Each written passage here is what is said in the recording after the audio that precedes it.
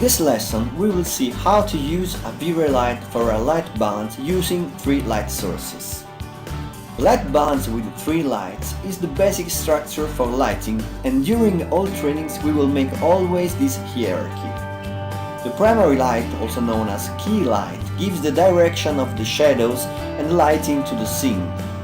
The secondary light is used to brighten 2 dark shadows, and the fill light serves to cover that areas that may remain in shadow as the background in this case.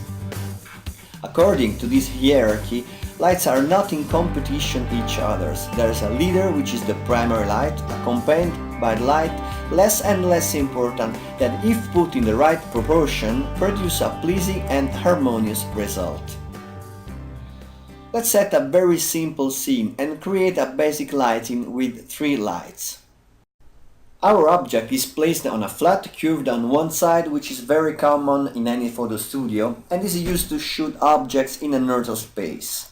As always, create a generic material and assign it to all objects in the scene.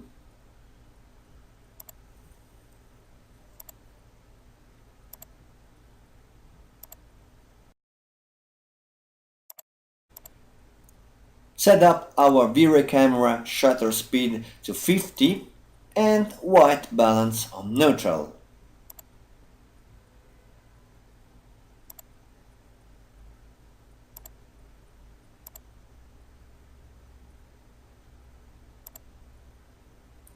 Then, from the top view, create the 3 lights that we are going to balance.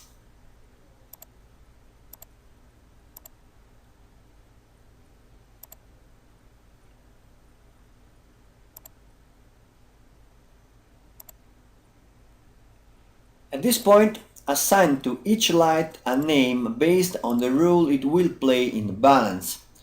Call this primary light,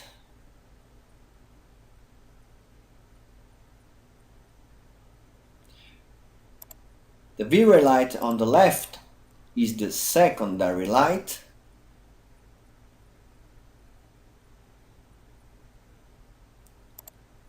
and finally the light behind the object is our fill light.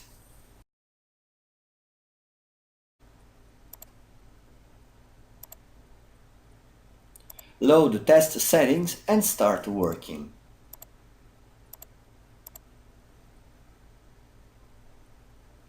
When preparing a light balance, first turn off all the lights and work just on a single light at a time, starting of course by the most important light in the scene.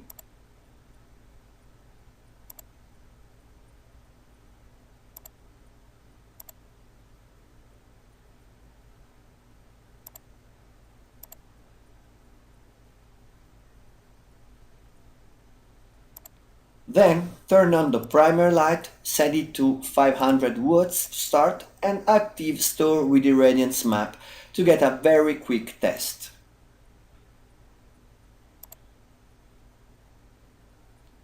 The light still seems a bit weak, then increase to 1000 watts.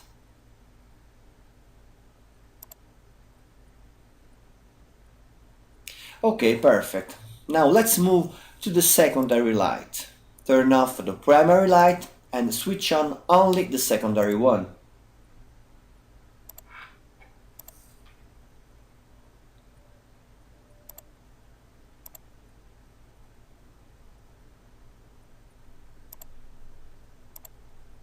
Set on 200 watts and active store with irradiance map, always to be fast.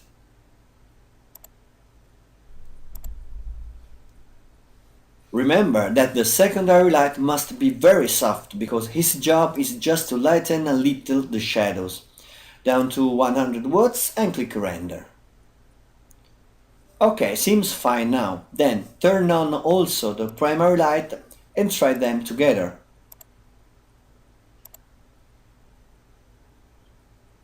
Perfect. Turn off the 2 lights and switch on only the fill light to brighten the background, that being far from the key light, as you can suppose, it remained a bit in the shade.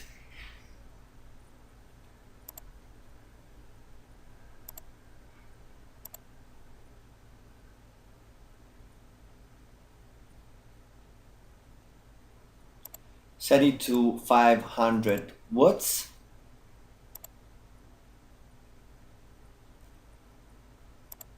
Active store with irradiance map and try.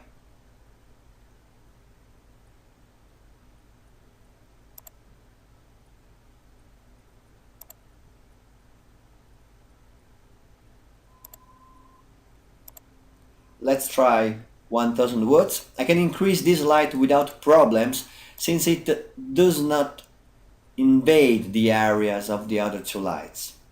It already seems to be fine. Then turn on all the lights for the final tuning.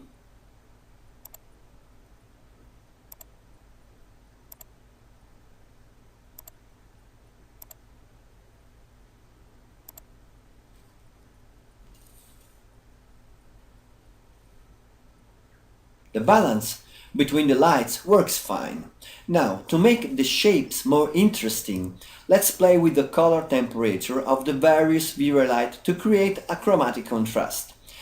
Let's give a warm color to the primary light, setting 4500 radius Kelvin, and give a cool color to the secondary light. And for this light, set 6500 radius Kelvin.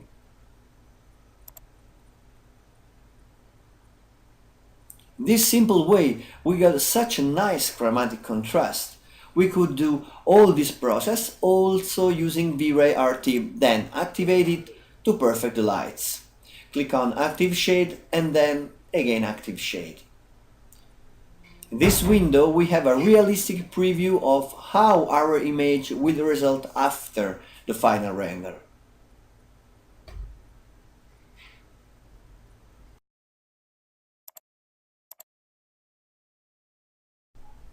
Let's try the secondary light at 8000 radius Kelvin.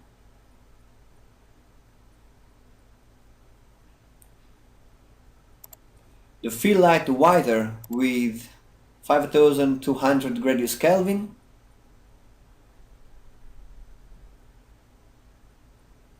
Perhaps better 6000 radius Kelvin for the fill light.